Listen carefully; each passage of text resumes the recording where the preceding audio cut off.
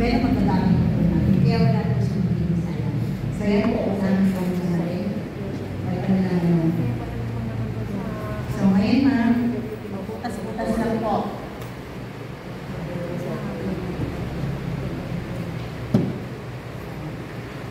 Basta po ang gawin, may tagabutas, may tagatali.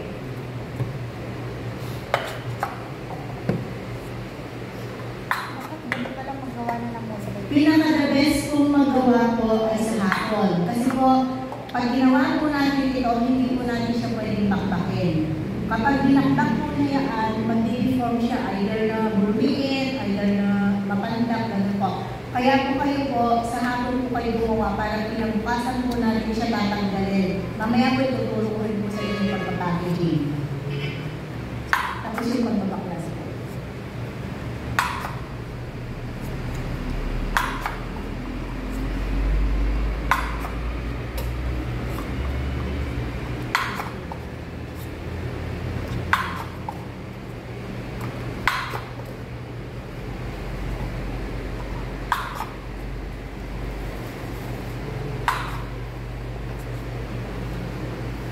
Yung mga makandila na din ang hulamaan nila yung sumasigod. So, ito muna yung ituturo namin sa inyo.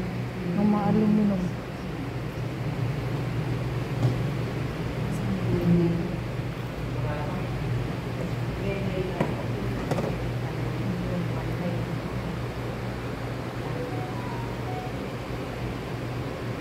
Kapag nahirapan naman po kayo ilusot, ganyan lang po yung technique niya.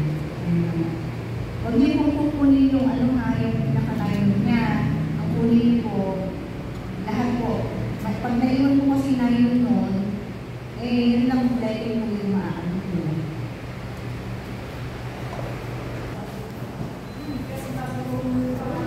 Ayan.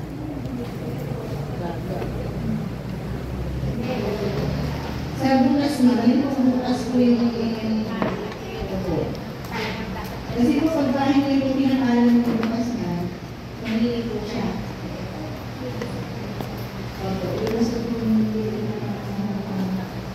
Ay, hindi ang kami nagkastan. Ito sa ganito nung dinalan nila. Oo, nandinalan nila. Kahapon hindi siya binigyan kasi Atay, ay di scramble ko naman. Oo. Mabali na ganyan. Kasta-kasta. Kasla, yelo nga pampi. Oo.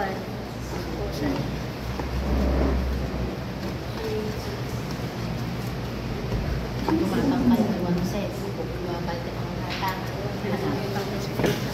Oo. Alam mo pag...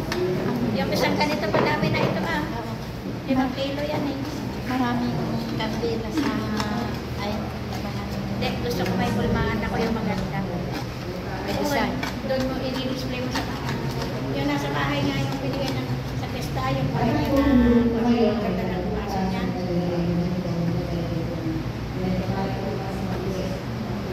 Ating mo, dati dito. Pag-asang ba? Dito na talagang kantado ka na siya.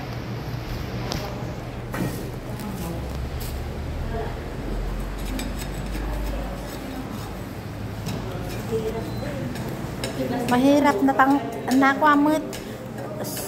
Maano siya, pero...